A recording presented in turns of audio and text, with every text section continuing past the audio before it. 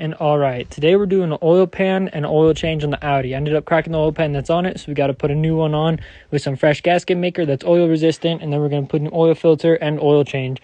Let's start by draining the oil that's in it and taking off the oil filter, and then we'll drop the pan, try to save the gasket, use some of that gasket maker, and then put it back on. All right, now that we're underneath it, I already cracked the oil pan loose, or the drain plug, I mean. And then we should be able to... a little bit of oil. We'll let that drain. Let's go ahead and get this filter off. I'm not going to be reusing this plug because there's one on the new pan. And then we'll get this pan off and then put the new one on. And now I just cracked the oil filter loose. We're going to drop this bad boy off real quick. Nice and gentle so we don't splash oil on our face.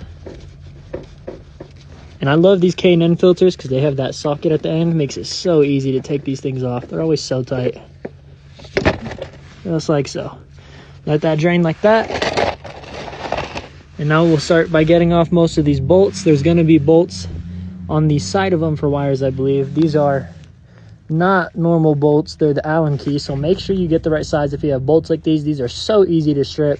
So just make sure it's the right size and then you can take that off. We're going to start by taking off most of them. Leave the two in the middle loose but not tight. And then we'll just hand loosen those and then drop the pan. Okay, we had to drop the sway bar to get the bolts in the back. I basically just unbolted it, pulled it down, and then held it out of the way while I got all those out. I left one in the front, one in the rear. Let's knock this pan loose, get it low, and then we'll take those off, take this pan off, and make sure the gasket's okay. And all right, now that I got the old pan off, you can see the gasket stayed halfway on the motor, halfway came off on the pan. That's why I left those two bolts. Gently peeled it off the pan, and the pan is off. Now we're going to RTV up this pan with a thin layer around it, nice and smooth, level all the way around. Get this pan bolted back on, let that dry for about 15 minutes to half an hour, and then we'll fill it up with some oil. So let's get this pan back on. All right, new pan is on. I did the torque sequence to torque these bolts down that are on the pan to squish the gasket properly. Sway bar is back on. Oil filter was pre-filled. I also lube the gasket. Make sure you lube the gasket whenever you do a filter, else it's never coming off. And then put that on hand tight where I can't spin it anymore by hand.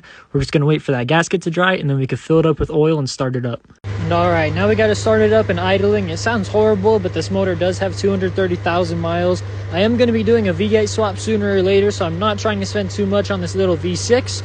But now we're just going to make sure that there's no leaks while it's running. And then we got to take it for a drive. But thank you guys so much for watching this video, and stay tuned for the next one.